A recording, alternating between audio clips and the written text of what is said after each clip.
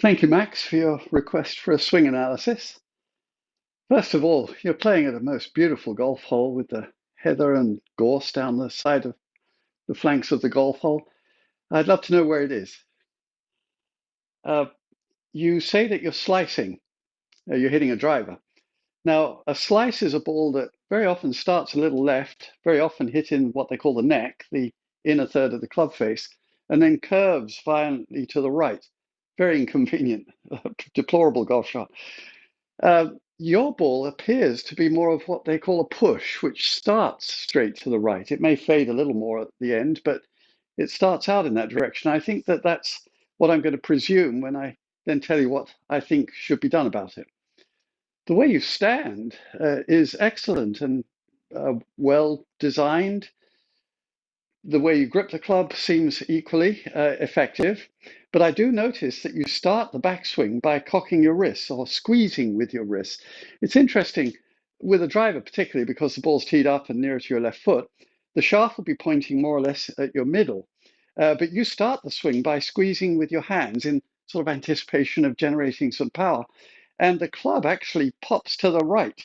And so you've got the line of the shaft now going up perhaps even outside your left arm.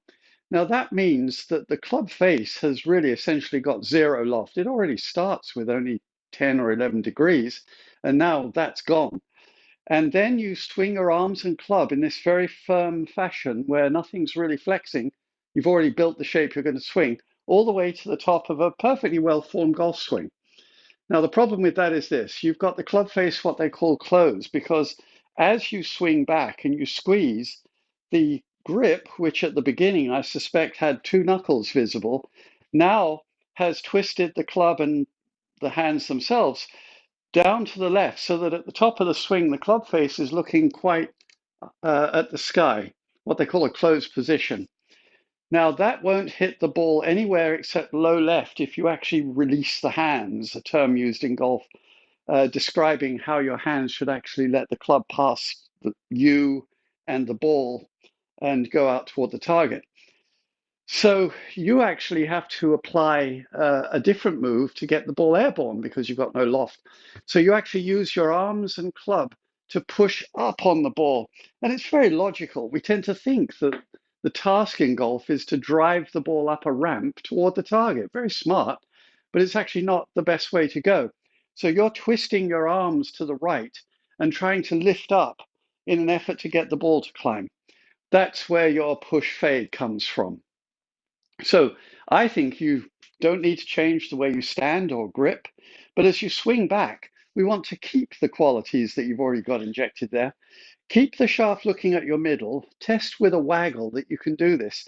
And as you swing back, and this is an exaggeration, so don't double the bets yet because we'll be experimenting. You're going to feel like you're rotating the left arm and the club shaft to the right all the way through the backswing.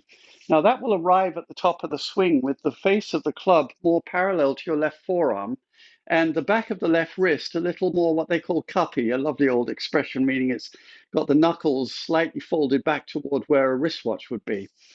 Now that's an open club face position. If you now guide the club up and try to gain lift by going up a ramp, you really will slice it violently to the right.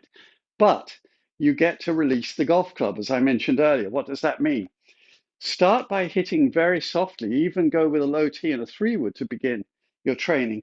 And as you swing down, allow the arms and club to pull down about halfway. And then as you get to about halfway through the downswing, going slowly, let the arms and club cross over. Imagine that the club is turning like a gate to the left. Don't stop that and don't go fast because it'll stop that. And the ball won't scream off into the left trees as you might, of course, logically fear. It might indeed get you a climbing draw, which is what we're hoping to see.